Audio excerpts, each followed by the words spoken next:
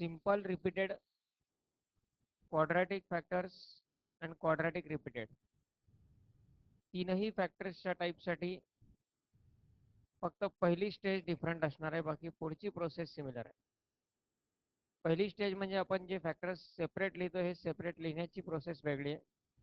बाकी further calculation part exactly similar आहे as that of simple repeated factors. यामध्ये suppose term या स्वरूपात आहे P of X upon X square plus A square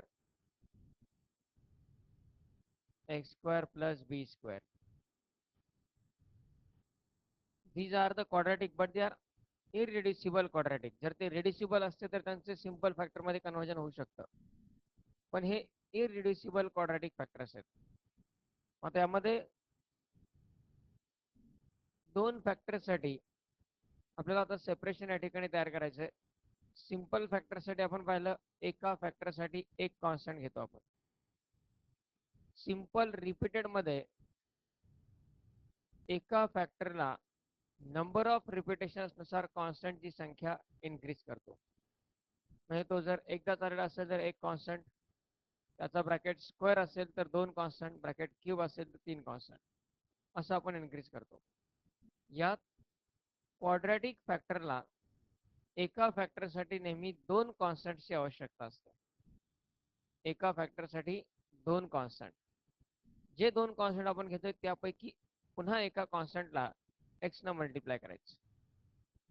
दोन constant आपण एका फॅक्टरसाठी जे घेणार त्यातल्या एका फॅक्टरला एक्स न मल्टिप्लाय करायचं. म्हणजे समजा ए आणि बी हे दोन फॅक्टर जर आपण या first x square plus A square साठी घेतले तर ते ए एक्स प्लस बी या स्वरूपात लिहावं लागेल divided by x square plus A square. एका फॅक्टरसाठी दोन कॉन्स्टंट ए एक्स प्लस बी. पुढचा फॅक्टर पण क्वाड्रॅटिक फॅक्टरच आहे. यासाठी ही पुन्हा दोन कॉन्स्टंट सपोज सी आणि D, that is C X plus D upon X square plus B square. एका फॅक्टरसाठी दोन कॉन्स्टंट घ्यायचे आणि फर्दर प्रोसिजर जी आहे क्रॉस मल्टिप्लाय किंवा एलसीएम काढून यांचं ऍडिशन करायचं. दोन्ही साइडचे डिनॉमिनेटर सेम येतात त्यामुळे दोन्ही साइडचे न्यूमरेटर इक्वेट करायचे. न्यूमरेटर्स मध्ये पुन्हा राईट साइडला ए एक्स प्लस बी आणि x square plus B square किंवा सी एक्स प्लस डी आणि x square plus A square हे मल्टिप्लिकेशन करायचं. एक्सच्या फॉर्ममध्ये असणारा एक पॉलिनॉमियल राईट साइडला मिळतं. मग त्यात x cube, x square, x constant अशा प्रकारच्या डिफरंट टर्म्स राईट साइडला येतील. लेफ्ट साइडचा जो न्यूमरेटर असणार आहे त्यातही एखादा पॉलिनॉमियल असेल. त्या पॉलिनॉमियल मध्ये असणाऱ्या एक्सच्या कोएफिशियंटचं आणि राईट साइडला असणाऱ्या एक्सच्या कोएफिशियंटचं हे कोएफिशियंट इक्वेट करायचे. इक्वेट करून आपल्याला ए बी सी डी ते चार कॉन्स्टंट आहेत त्यामुळे चार इक्वेशन मिळतील. ते इक्वेशन सॉल्व करायचे आणि ते सॉल्व करून जे आपण फर्स्ट स्टेज लिहिली A X plus B C X plus D त्यामुळे ते सबस्टिट्यूट करायचे. हे सबस्टिट्यूशन झाल्याच्या नंतर मग त्या टर्म इंटिग्रेशन मध्ये घ्यायच्या आणि मग इंटिग्रेशन त्यांचे इव्हॅल्युएट करायचे. अशा प्रकारची प्रोसेस जी सिंपल फॅक्टरसाठी आपण पाहिली तीच प्रोसेस सिंपल रिपीटेडसाठी तीच प्रोसेस पुढे कंटिन्यू होते. कोएफिशियंट इक्वेट करून इक्वेशन सायमल्टेनियसली सॉल्व करणे. फक्त यात फर्स्ट स्टेज डिफरंट आहे की या फर्स्ट स्टेज मध्ये आपण एका फॅक्टरसाठी दोन कॉन्स्टंट कन्सिडर करायचे आणि त्यापैकी एका कॉन्स्टंटला एक्स न मल्टिप्लाय करायचे. आता यात डिफरंट कॉम्बिनेशन्स पॉसिबल आहेत. म्हणजे एक सिंपल फॅक्टर एक क्वाड्रॅटिक फॅक्टर एक्झाम्पल मध्ये आपण पाहणार आहोत आता, किंवा एक सिंपल रिपीटेड एक क्वाड्रॅटिक, अशा प्रकारचे कॉम्बिनेशन पॉसिबल आहे. त्यामुळे पुढची प्रोसेस आता सिमिलर राहणार प्रत्येक टाईपसाठी. फक्त फर्स्ट स्टेज सिंपल फॅक्टर असेल तर एका फॅक्टरला एक कॉन्स्टंट, रिपीटेड असेल तर जितक्या वेळा रिपीट झाला तितके कॉन्स्टंट रिपीट करायचे आणि क्वाड्रॅटिक असेल तर एका फॅक्टरसाठी दोन कॉन्स्टंट ax प्लस बी या स्वरूपात. लाईकवाईज ही प्रोसेस पहिली स्टेज फक्त डिफरंट राहील, बाकी फर्दर प्रोसेस सिमिलर राहणार. आपण थ्रू एक्झाम्पल पाहणार. Take down this one.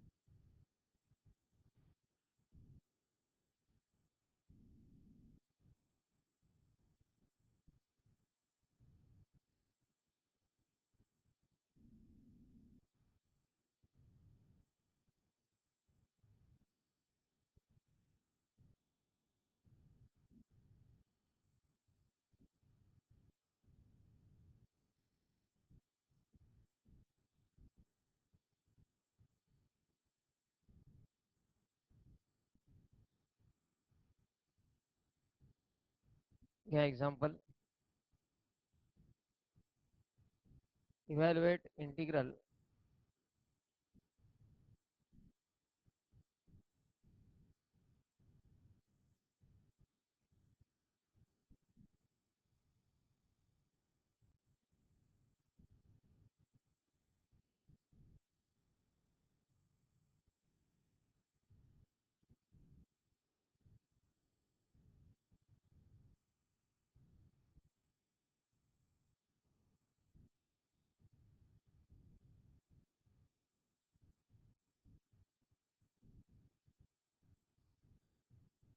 x upon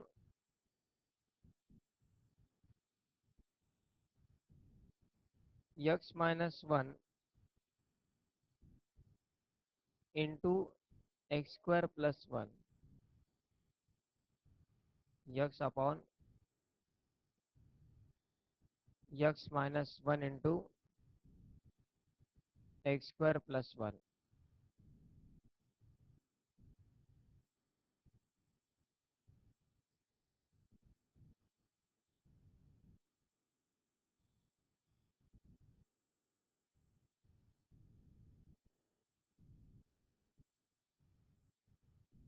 First factor is simple factor and second factor is irreducible quadratic factor. आता यामध्ये x upon x minus one into X square plus one हे separation या ठिकाणी आपल्याला घ्यायचं आहे. मग यात पहिला फॅक्टर जो आहे x मायनस वन तो सिंपल फॅक्टर आहे, त्यामुळं सिंपल फॅक्टरसाठी सिंपलच्या रूलनुसार एकच कॉन्स्टंट. दुसरा फॅक्टर जो आहे तो क्वाड्रॅटिक फॅक्टर आहे, त्यासाठी क्वाड्रॅटिकचा रूल, त्याला दोन कॉन्स्टंट लागतील. ते कॉन्स्टंट आपण आता बी आणि सी असे कन्सिडर केले तर B X plus C upon X square plus 1. आता या ठिकाणी राईट साईडचं कॅल्क्युलेशन क्रॉस मल्टिप्लाय करा किंवा एलसीएम काढा. दोनच टर्म असल्यामुळे क्रॉस मल्टिप्लाय पण कन्व्हिनियंट राहील. A into bracket X square plus 1 plus B X plus C into bracket X minus 1 divided by X minus 1 into X square plus 1.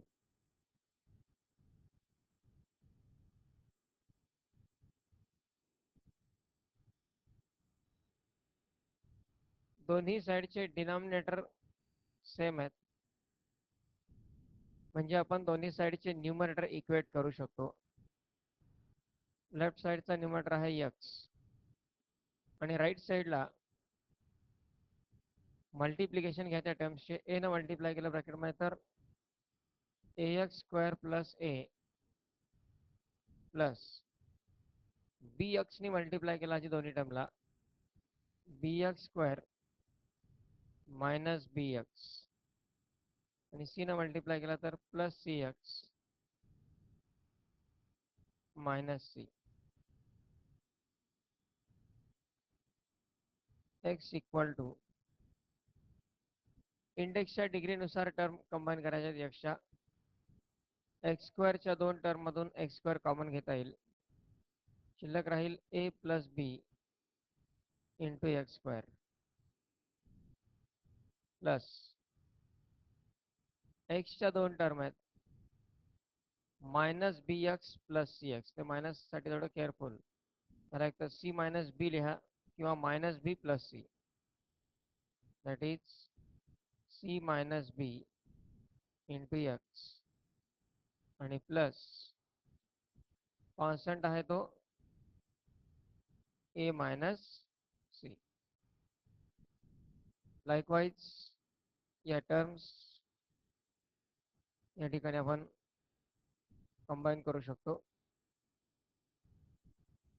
आता इथे coefficient equate करायचे आहेत. Equating कोएफिशियंट्स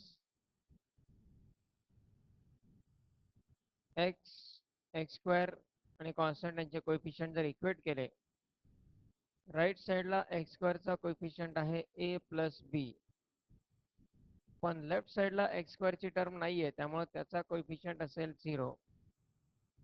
so A plus B equal to 0. Then एक्सचा coefficient आहे C minus B.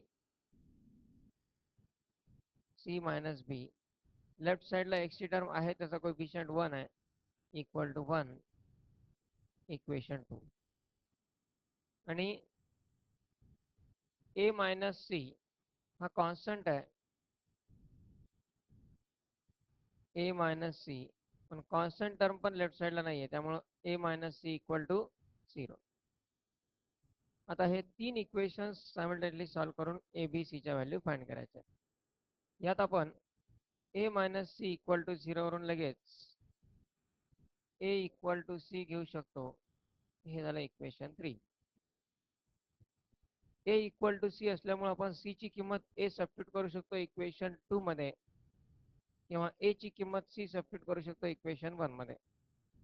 From equation 2 from 2 C च्या जागी ए substitute करा. ए minus B equal to काय येईल 1. फ्रॉम इक्वेशन 2 ए मायनस बी ची किंमत येईल 1.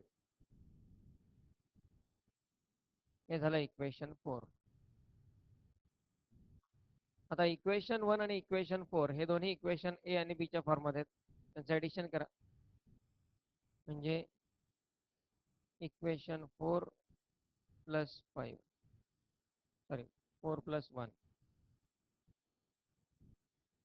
Equation 4 plus equation 1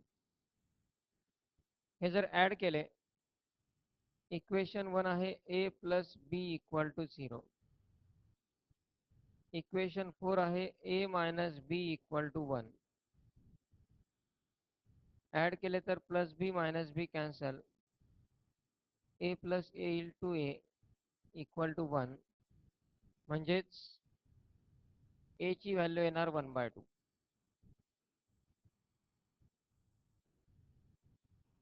therefore a equal to 1/2. From equation 1 a plus b equal to 0 ही व्हॅल्यू या ठिकाणी सबस्टिट्यूट करा. From 1/2 plus b equal to 0 म्हणजे b ची किंमत काय येणार -1/2. and from equation 3 a equal to c, from 3 c ची पण किंमत काय येणार 1/2. या व्हॅल्यूज सबस्टिट्यूट केल्या आपण या रिलेशन मध्ये. therefore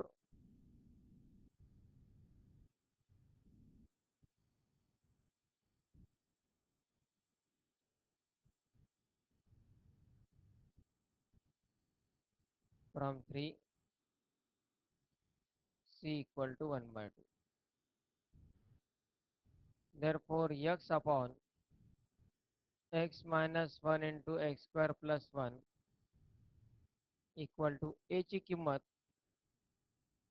1/2 upon x minus 1 plus b ची किंमत -1/2. इथे केअरफुल, तो जो मायनस आहे तो फक्त b साठी आहे, इथे मध्ये मायनस घेता येणार नाही आपल्याला, इंटू x आणि प्लस c ची किंमत 1/2 upon x square plus 1.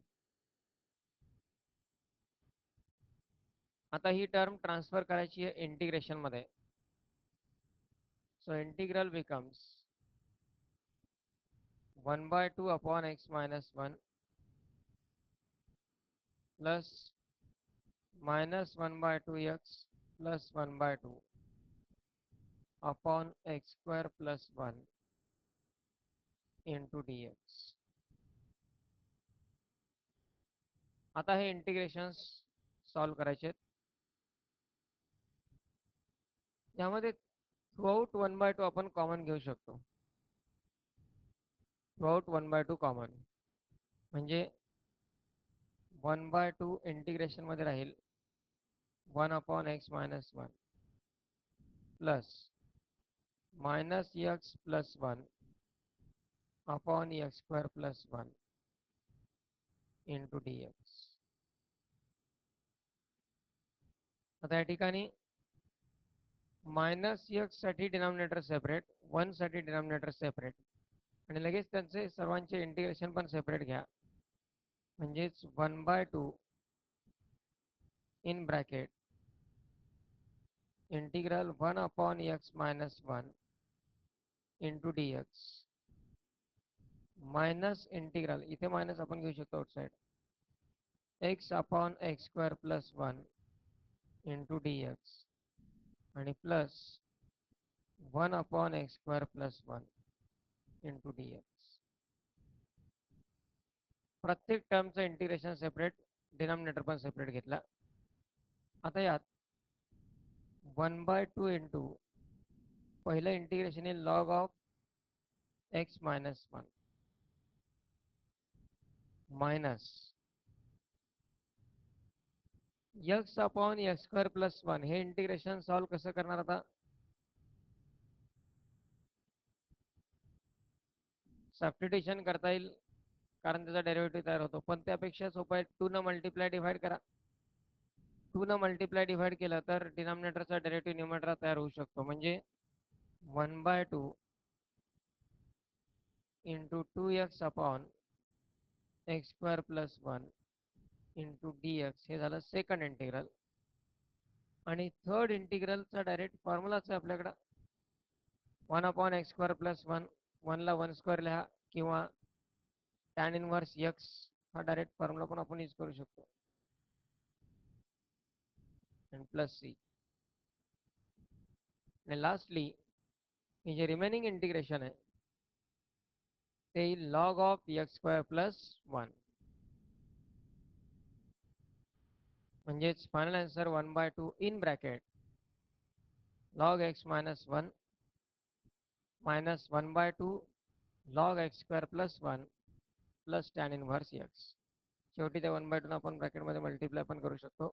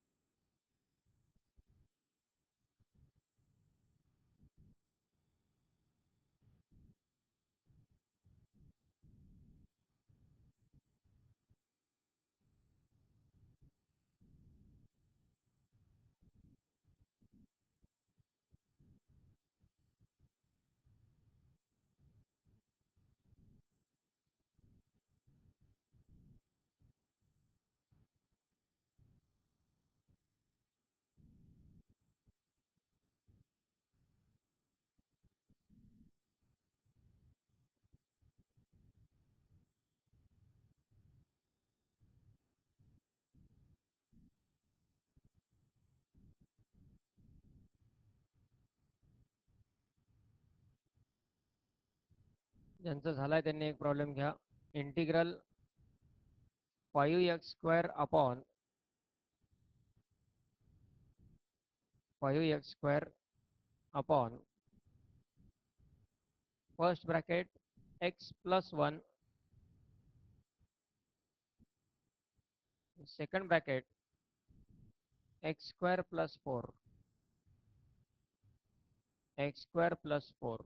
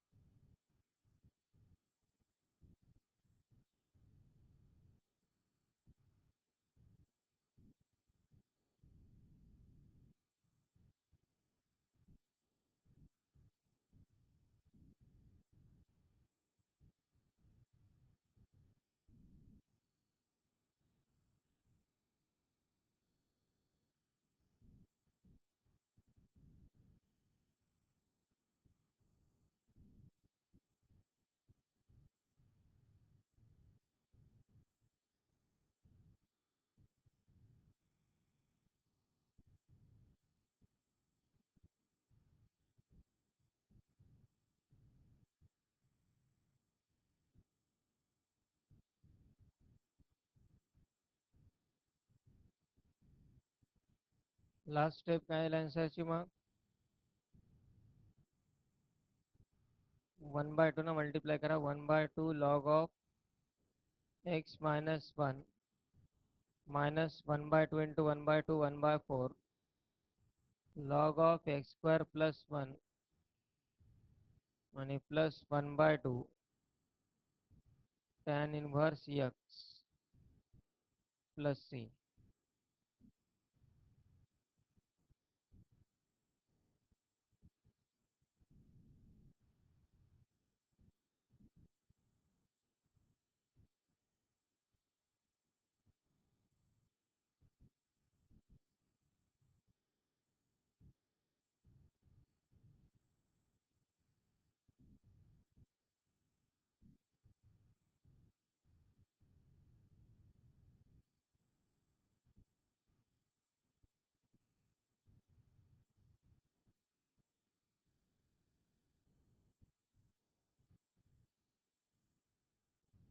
Five x square upon X plus 1 into X square plus 4. यामध्ये ही पहिला फॅक्टर सिंपल फॅक्टर आहे, त्यामुळे त्यासाठी एकच constant A upon X plus 1. दुसरा फॅक्टर क्वाड्रॅटिक आहे, त्यामुळे B X plus C upon X square plus 4 येईल. A into X square plus 4 cross multiply करून त्यांचं addition A into X square plus 4 X plus 1 into B X plus C.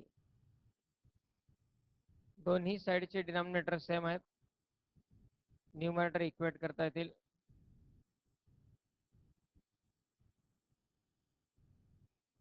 टर्मचं multiplication A X square plus 4a plus 2 ब्रॅकेटचं multiplication बी X square plus C X plus B X plus C.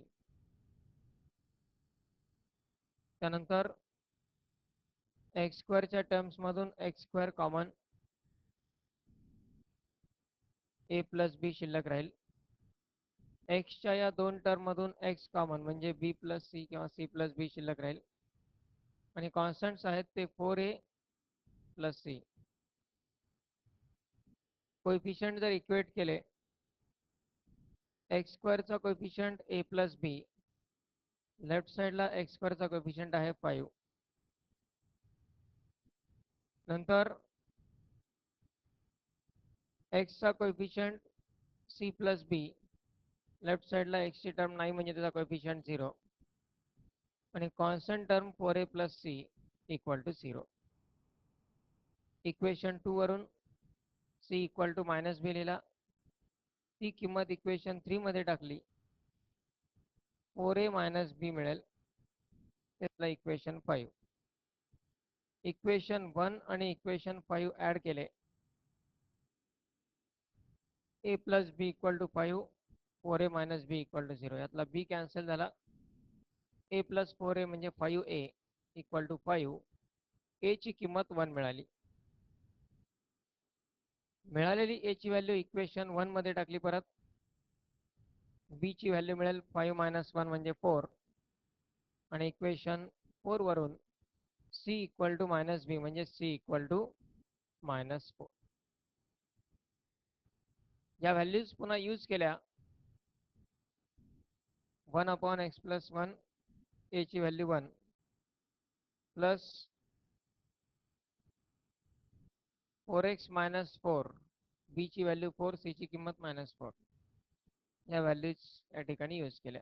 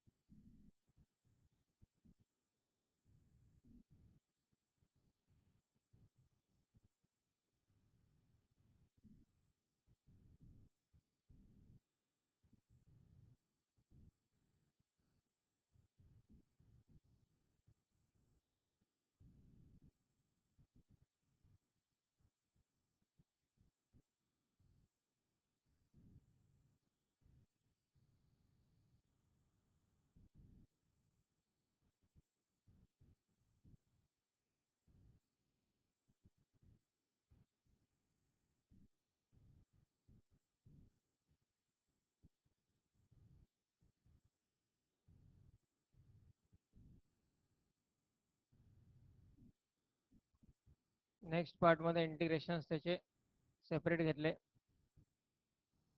यातनं 4 पण common घेऊ शकतो आपण, पण फक्त 2 common घेतला कारण डिनॉमिनेटरचा डेरिव्हेटिव्ह तयार करायचा आहे 2x, म्हणून 2 आउटसाइड घेतला. पहिलं integration direct log of x plus 1, दुसऱ्या इंटिग्रेशनमध्ये लॉग ऑफ डिनॉमिनेटर आहेच आहे. आणि एक्स स्क्वेअर प्लस 4 म्हणजे x square plus 2 square 1/a tan inverse of X upon a चा फॉर्म्युला यूज केला.